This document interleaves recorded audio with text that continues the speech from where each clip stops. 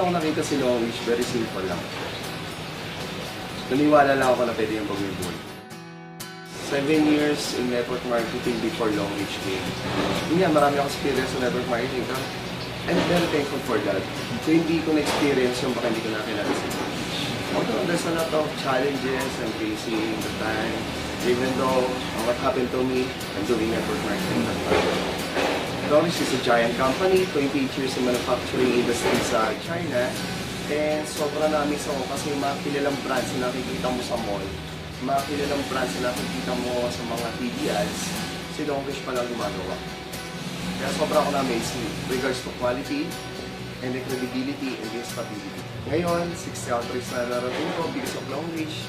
Kasi because of the products, is for international talaga, hindi siya pang-local lang. First na napunta ako, syempre, Long Reach HQ sa China.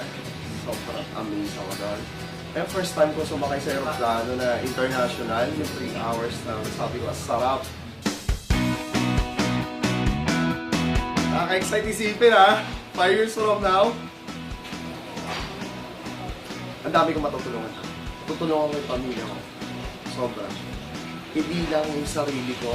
Kasi ako nagtatrabaho ko, not for just myself. Gusto kong maibigay sa kanya lahat. Gusto kong pag nakilala ko, mayaman na siya. Kasi ako, ginanganak ako, nanay ko tindera sa palengke. Tatay ko sundalo. Tatlo kami magkakapatid. Kumbaga, alam naman natin sa doon ng sundalo at yung nagtitinda lang sa palengke. Kumbaga, sabi ko, tanggap ko na hindi kami mayaman. Pero hindi ako papayag na wala akong magawa. To all new members, and Long Reach, welcome sa inyo. Ito lang ang masasabi ko sa inyo. Darating yung time, nahihirapan ka. Makapagod ka. Parang gusto mong sumuko. Pero masasabi ko lang sa inyo, hindi madali si Long Reach. Hindi madali. Masasabi ko, your time, your emotions, your dreams, if you work Long Reach, it's all worth it. Pero sabi sa sarili ko, hindi ako kaya pigilan ito.